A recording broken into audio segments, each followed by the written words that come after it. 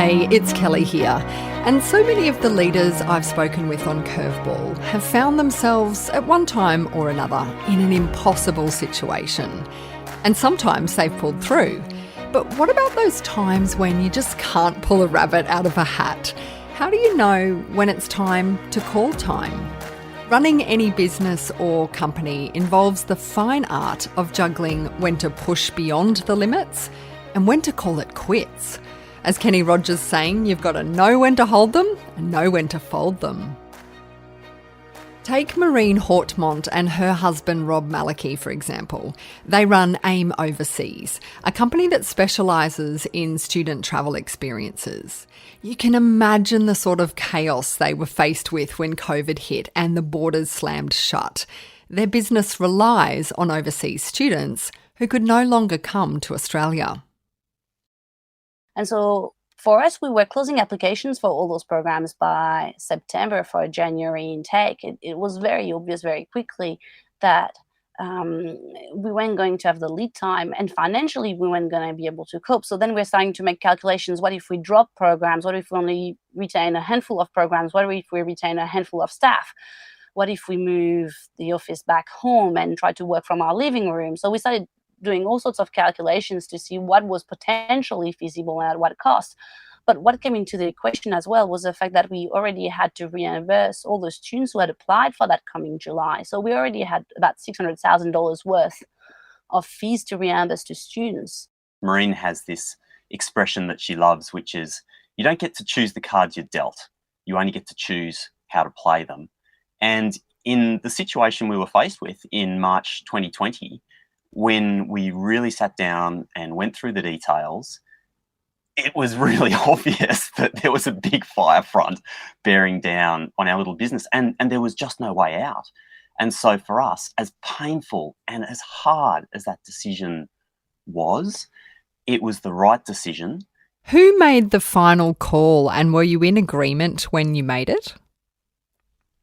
We were in agreement when we made it. I voiced it, and Rob very much agreed. That in that sense, it was an easy decision because whilst it was a hard decision from an emotional point of view, it was an easy decision from a practical standpoint in terms of looking at numbers and being in agreement. Michael Fox remembers the exact day he decided to pull down the shutters on his business Shoes of Prey. He'd scaled his company, making custom-made shoes via this online portal, all the way from Sydney to the US. But one day they checked the figures and realised, well, growth had kind of plateaued and they were burning through too much cash. It was a beautiful sunny day, as they all are in Santa Monica outside, sitting there kind of end of year doing our analysis on how the year had gone and looking at the numbers and going, yeah, this is not working. We've actually don't have that much money left in the bank. We've probably got about 6 months runway at the rate that we're burning the cash. The Nordstrom stores are not performing where they should be. Yeah, what the hell are we going to do? This is not good. What's happening in that conversation, you and Jody? Like, what are you saying to each other? What are you thinking? What are you thinking inside your own head? I think that conversation was with Jody, our Chief Operating Officer, Chris, and maybe one or two of our board members on the phone on a call. And I mean, it was pretty depressing. Like, we were going into the sort of holidays where, you're kind of, it's been a tough year and you're expecting to relax. And then we're looking at the numbers and adding all this up. And, this has been building up over time, but I think that was kind of when we had the final realization, like, okay, we've done everything that our customer research said that we should do. We're delivering on exactly what the customer had asked for, but it's not working. So something's not right here. So yeah, it was the realization that, okay, well, our December and January is going to be, we're going to have to work out what's wrong and work out, is it possible to fix or can we pivot the business? So $35 million worth of investment. What's the phone call to the VC mob like? Yeah, it's not a fun one, not one that I was looking forward to.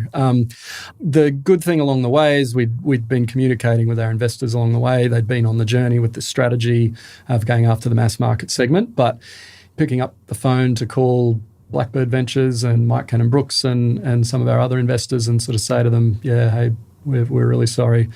this whole strategy that we've gone after, it's just not working and we can't see a way to pivot out of it. It looks like we're going to have to either try and sell the assets of the business or close the business down. Yeah, that's not a enjoyable phone call to have to make, because that's a lot of money.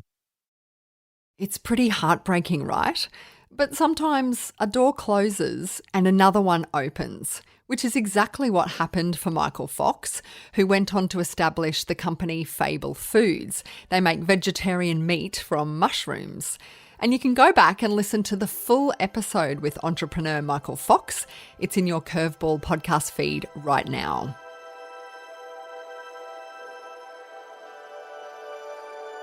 It was the same for Justin Dry of online wine retailer Vino Mofo. He made a big mistake selling down a stake in his company, but he did something unexpected to open the next chapter. That's next on Curveball.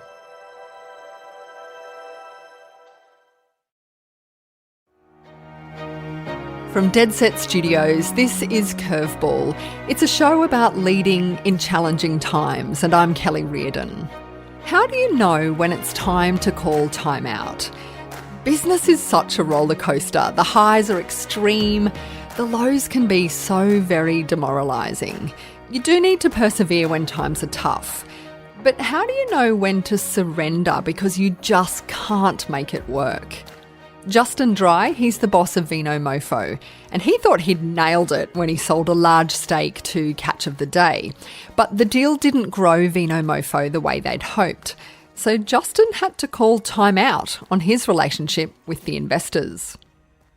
This is our everything, this means so much to us, but it's so small in comparison to the engine that was Catch that we're like, where does this leave us? So then we chatted to Gabby, who, was still... So hang on, just to stop there. Your head is in your hands at this point, right? This baby that you've built, all the incarnations, you sell off a big chunk. You must be thinking, oh my God, what the hell have we done? You guys decide to call Catch of the Day founder Gabby and what, beg for your stake back? Like, what did you say? We walked upstairs to Gabby's bigger office and said, can we chat? And just said, look, here's what we're thinking. Obviously we're tiny in comparison. Focuses are changing. We love this business. We'd like to buy it back. And so he was like, up until then, he was like, I love Gabby. He'll say, he says some crazy stuff, but I love him. And he will just go, and he just said, up until that point, he was like, we're very small and it's not really a focus. But at that point, when we're like, oh, can we buy it back? He was like, oh, it's going to cost you a pretty penny. It's really growing. Exactly. It went from a few extra zeros since I sold it, bought it from you. Yeah. It's like it went from one of the problem children to like one of the star performers. Apparently, it's like, well, that's going to be expensive, and we're like, ugh. And without sort of, I don't want to put you to name figures here, but like. In terms of, can you give me a sense of the scale that you had to buy it back at as opposed to selling it? Like, was it really crippling?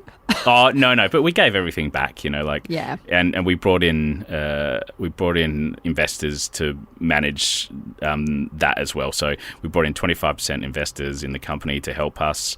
And, the founders all gave money back that they'd taken on the acquisition part of it. And so, we went in, I think by the time the deal got done, our revenue was about 4, and I think we left at 8. So it grew 100%, but we were pretty much on that trajectory anyway. And, there wasn't the crossover in customers, so we were kind of on that path regardless. Obviously, the media attention and the fact that we were now part of the big boys in that kind of e-com space kind of helped with, negotiation, resource, etc. But we didn't actually draw any money, I don't think, into the business. There wasn't the crossover in customers, so we were kind of on the trajectory anyway. I guess we went in at 4 and came out at 8 or thereabouts. So we gave all the money back and got some other money in to help and did the deal, which I'm forever thankful for. Gabby and Hezi, they understood, they're founders. They're like, we get it, and probably you're pretty small, so it doesn't really matter. So it worked out in the end for Justin Dry. But it did mean him having the courage to walk away from a deal that wasn't working, rather than throwing good money after bad. And if you have a story of how you've called time, or maybe how you've thrived precisely because you did walk away from your dream, we'd love to hear it. Send me an email to hello@deadsetstudios.com. To listen to more inspiring leaders like Justin Dry or Michael Fox, just follow Curveball in your favourite podcast app so you're alerted whenever we put out a new episode. And we also love reviews. Please do tell others and tell us how much you enjoy Curveball.